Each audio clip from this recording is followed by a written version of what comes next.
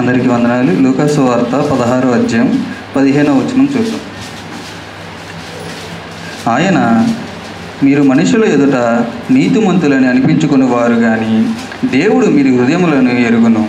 మనుషులలో ఘనముగా ఎంచబడినది దేవుని దృష్టికి అసహ్యం.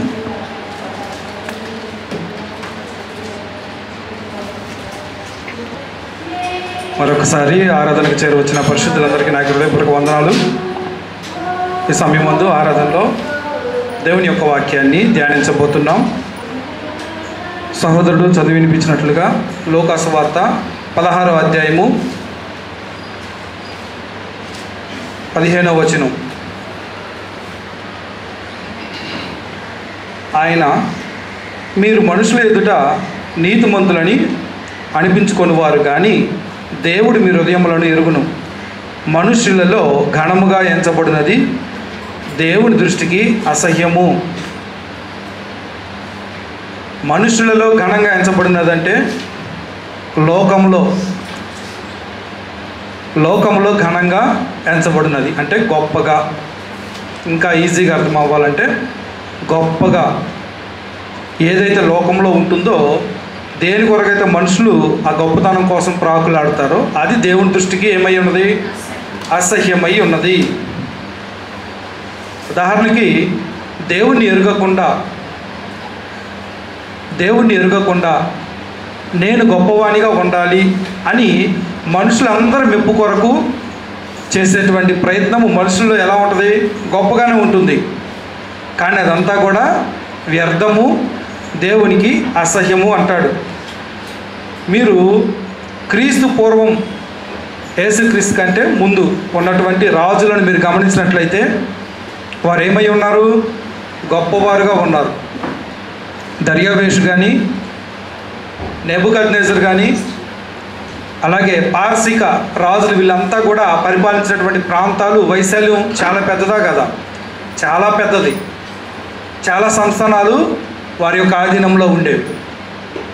వారందరూ కూడా గొప్పవారు అనగానే అలెగ్జాండర్ ఎలా గుర్తుకొస్తాడో చాలామంది రాజులు గుర్తుకొస్తారు గొప్పవారు అంటే.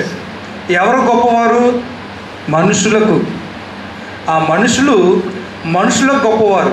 కానీ దేవుడు చెప్పాలి, నువ్వు గొప్పవాడివి అని దేవుడు చెప్పాలి.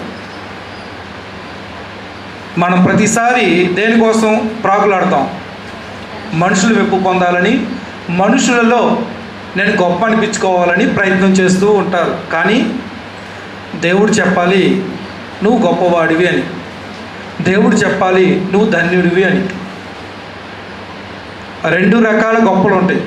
లోకంలో ఉన్న గొప్పతనం, అలాగే దేవుని ప్రజల్లో గొప్పవానిగా ఉండటం, దేవుని రాజ్యంలో గొప్పవానిగా ఉండటం అనేది.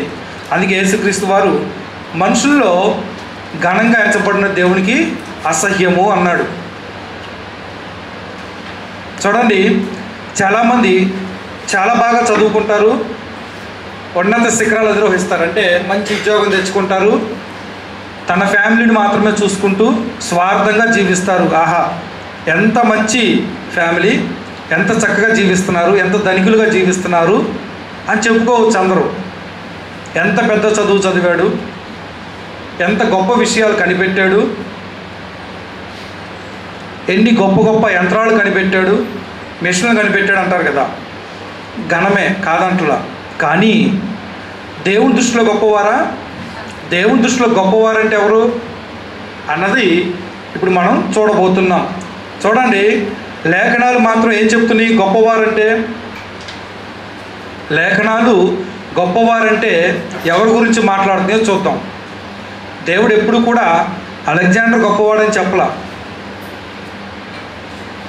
రాజుల్లో ప్రఖ్యాతిగాంచిన వారిని గొప్పవారని చెప్పలా దేవుడు. కానీ గొప్పవారు అన్న పదం ఎవరికి వాడాడు? తన ప్రజల్లో ఉన్న వారినే గొప్పవారిగా దేవుడు మాట్లాడాడు. చూడండి, ఆదికాండము 24వ అధ్యాయము, ఆదికాండము 24వ అధ్యాయము 35వ వచనం. 35. అంతటా అతడు ఇట్లనెను, నేను అబ్రహాము దాసుడను, యెహోవా నా యజమానుని బహుగా ఆశీర్వదించను గనుక అతడు గొప్పవాడైను. అతనికి గొర్రెలను, గొడ్లను, వెండి బంగారములను, దాసీ జనమును, ఒంటెలను, గాడిదలను దయచేసెను. ఎవరు చెప్పారంట అబ్రహాం గొప్పవాడని? దేవుడు చెప్పాడంట. దేన్ని బట్టి గొప్పవాడై ఉంటాడు? దేవునికి విధేయత చూపించుట ద్వారా, దేవునికి విధేయత చూపించుట ద్వారా, దేవుని పిలుపుకు లోబడి రక్త సంబంధికులను అందరిని విడిచిపెట్టి తాను నివసించినటువంటి ఊరనే దేశాన్ని విడిచిపెట్టి తాను ఎక్కడికి వెళ్తున్నాడో కూడా తెలియకుండా విశ్వాసంతో ముందుకి కొనసాగాడు అబ్రహాం. అవునా? చూడకుండానే నమ్మాడు. అది విశ్వాసం. చూడకుండానే నమ్మి చేయటం క్రియారూపంలో, అది విశ్వాసం. అటువంటి విశ్వాసాన్ని కనపరిచిన అబ్రహాముని దేవుడు ఏమన్నాడు? గొప్పవాడు అన్నాడు. అతడు గొప్పవాడు ఆయను. దేవుని దృష్టిలో గొప్పవాడు కాబట్టి దేవుడు అతనికి ఏమి ఇచ్చాడంట? గొర్రెలను, గొడ్లను, వెండి బంగారములను, దాసీ జనమును, ఒంటెలను, గాడిదలను దయచేసెను.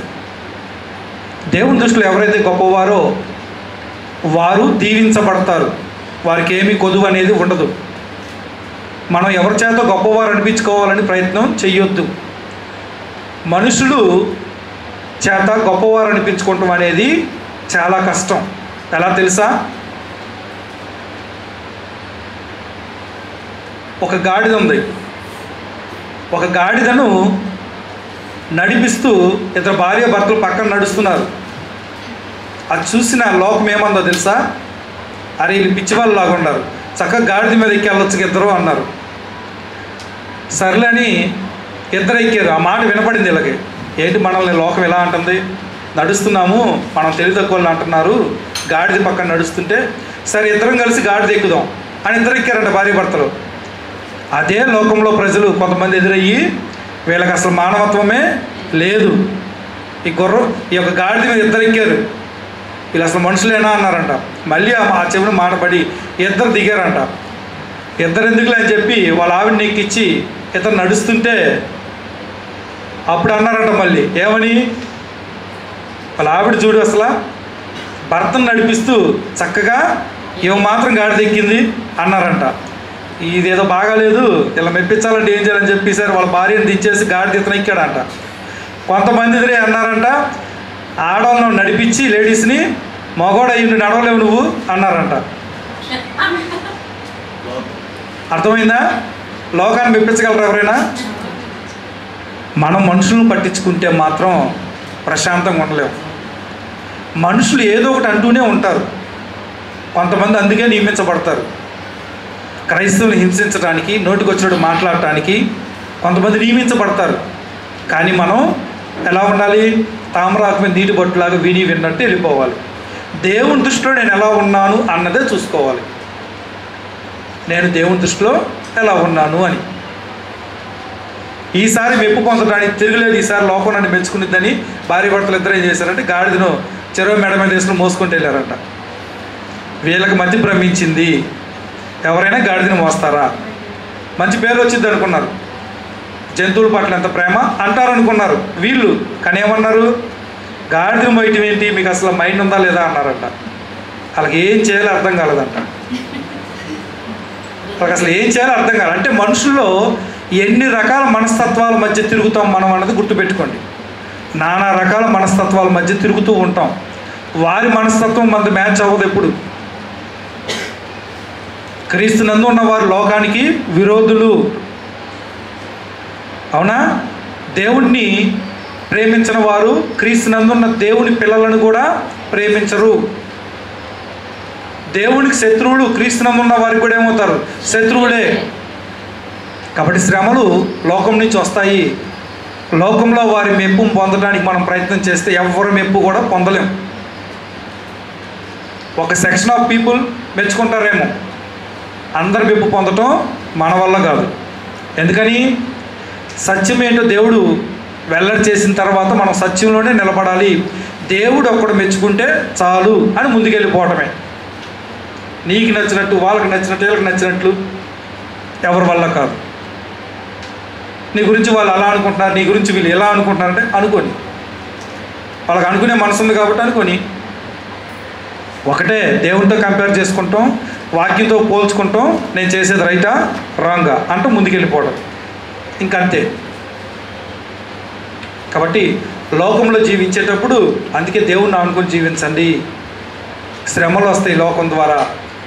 ఆ శ్రమలు మనం ఎలా తట్టుకోగలమంటే వాక్యం మనల్ని ఆదరిస్తుంది, లోకం గురించి వివరిస్తుంది, లోకంలో మనుషులు ఎటువంటి వారో వివరిస్తుంది, వారి దగ్గర ఎలా ప్రవర్తించాలో వాక్యం మనకి వివరిస్తుంది.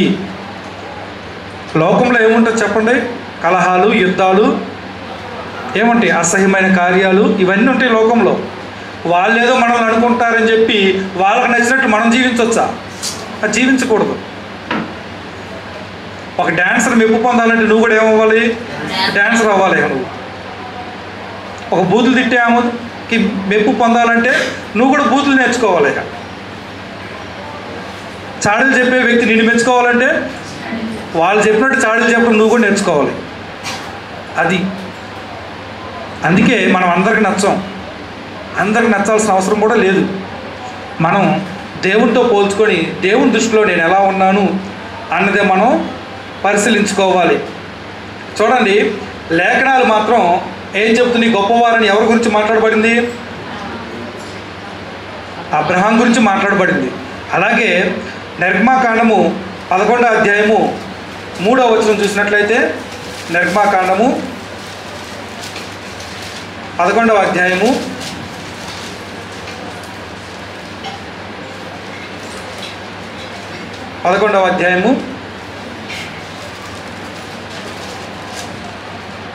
3వ వచనం, యెహోవా ప్రజల ఎడల ఐగుప్తీయులకు కటాక్షం కలుగజేసెను.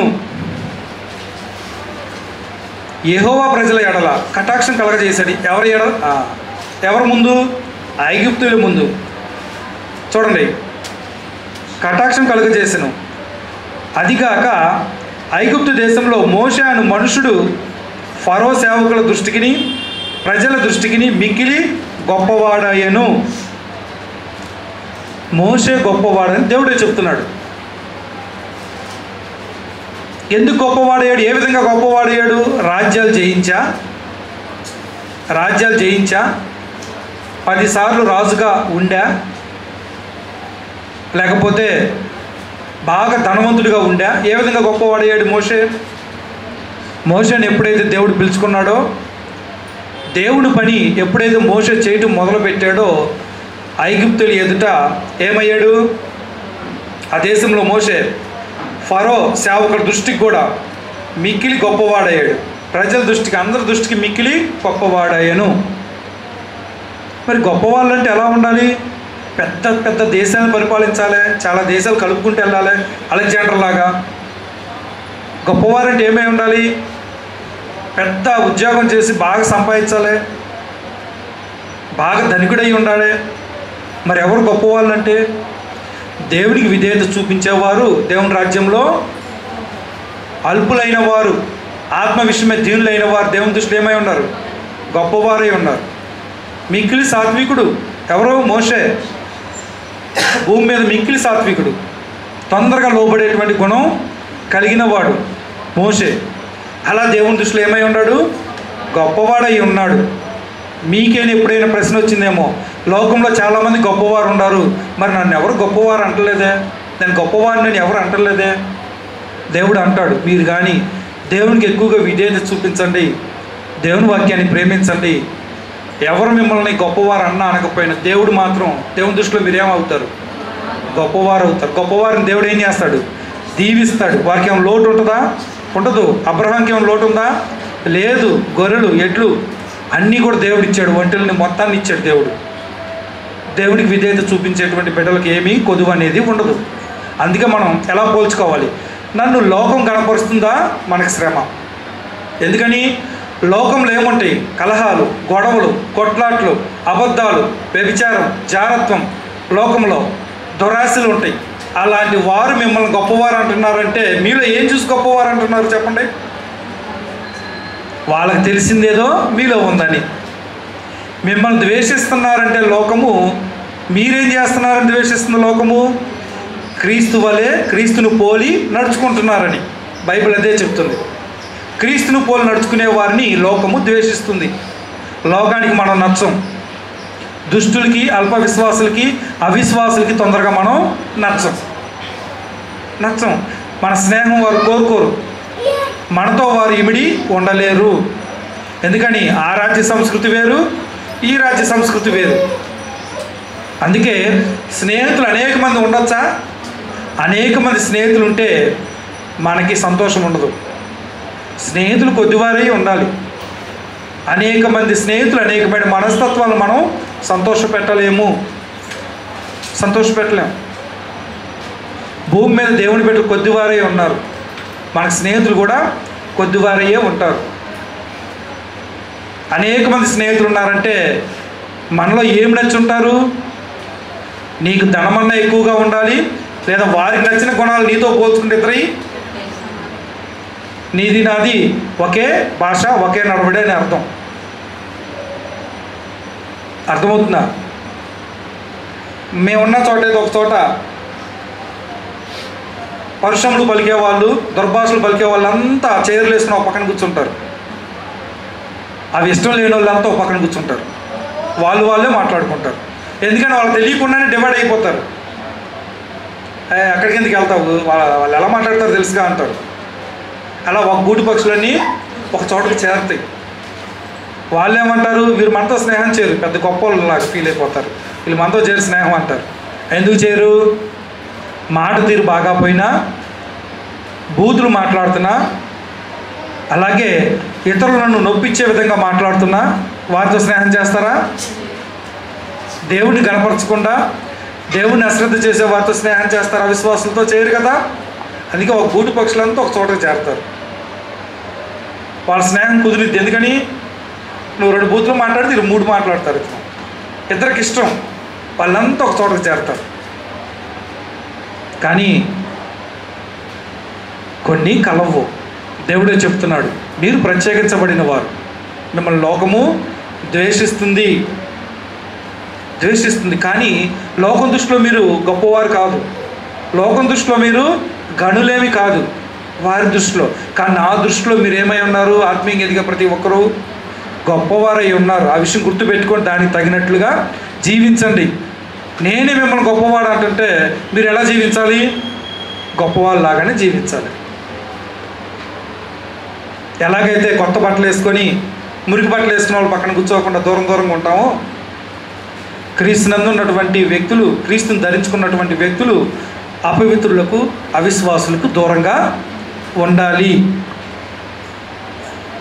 అంతకుముందు మనతో బాగానే కలిసేవాడు, ఇప్పుడు ఏదో కొద్దిగా తెల్లటి కొత్త బట్టలు వేసుకునేసరికి దూరంగా వెళ్తున్నారా అంటారు. ఎందుకు వెళ్తాడు? తను గొప్పగా ఎంచుకుంటాడు. గొప్పగా ఎంచుకొని తనలాంటి వ్యక్తులను ఎదుక్కోరా పిల్లలు? శుభ్రంగా ఉండే పిల్లలు చూడండి, శుభ్రంగా ఉన్న వాళ్ళతో స్నేహం చేయరా? చేస్తారు. అలాగే దేవుడు నన్ను గొప్పవాడు అంటున్నప్పుడు, దేవుడు నన్ను ఏ విషయంలో గొప్పవాడు అంటున్నాడు? అటువంటి వ్యక్తులు, అటువంటి గుణాలు ఎవరికొండే ఎదుక్కోరా? అటువంటి వారితో స్నేహం చేయాలి. 2 కట్టెలు మండితే అగ్ని ఏమైంది? ఇంకా పెద్దగా వస్తుంది. ఎంతమంది పరిశుద్ధులు సహవాసం కలిసి ఉంటే అంత మంట వెలుగుతుంది. సింగిల్గా ఎవరు కూడా భక్తిగా ఎదిగే అవకాశం లేదు. సంఘ సహవాసం లేకుండా ఒక కట్టి మాత్రం ఎంతసేపు వెలిగిద్ది? కాసేపు వెలిగి ఆరిపోతుంది. నేనే చదువుకుంటా బైబిల్, నేనే భక్తిగా ఎదుగుతా అనేవాళ్ళు ఎవరు ఉండకూడదు. అందుకే దేవుడు ఏం చెప్పాడు?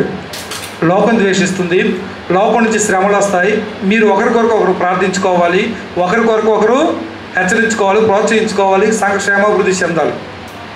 అందుకే సంఘ సహవాసంలో మాత్రం ఒక వ్యక్తి అభివృద్ధి చెందుతాడు.